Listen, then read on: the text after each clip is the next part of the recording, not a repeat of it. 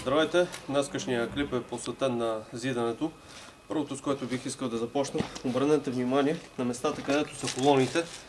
Слагаме найлонче, може да се слага и дъска. Целта е върта, която пада, да може да бъде изчистена по-лесно, тъй като после при правенето на кофража и насаждането на колоната, ако има вар, колоната няма за какво да се хване, което вече става конструктивно нарушение. Сега ще ви покажа по какъв начин се започва зида. Първото нещо, което трябва да направим, е да отвисираме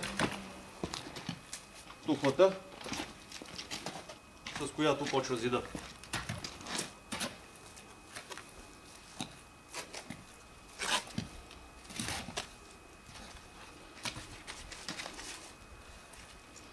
Отвисирането е достатъчно елементарен момент.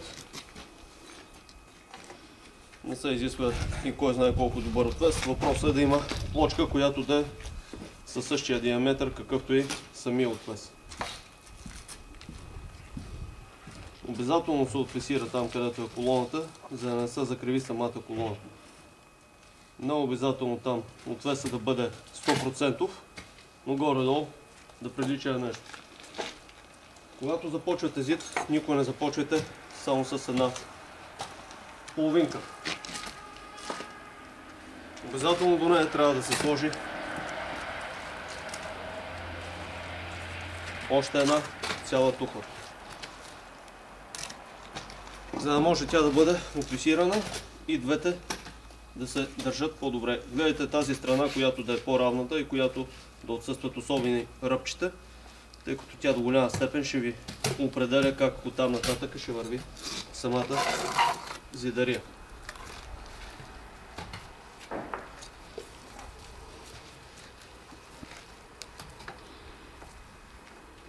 Отбелязвате си тухлата, от която отвисирате.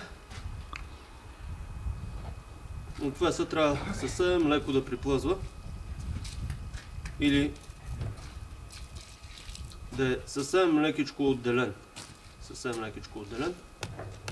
След като вече фиксирате тухлата, убедите се, че тя е хваната както трябва.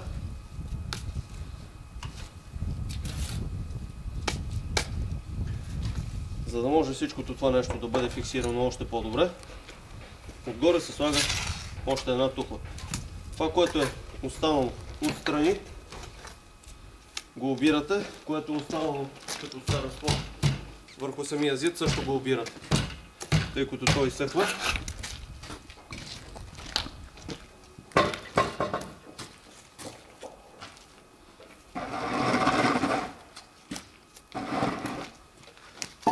Взимаме следващата тухла, отново поглеждаме от коя страна липсват тези ръбове.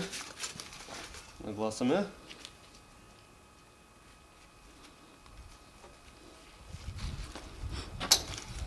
Пускаме един бърз отвес от към страната на колоната. Горе-долу окей. И съответно отвисираме от страната, от която опъваме каната. След като бъде успокоен отвеса, очукате я малко, тя си застава на мястото.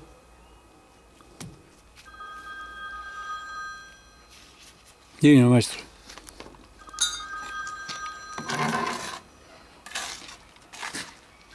И сте готови за по-нататъчната работа.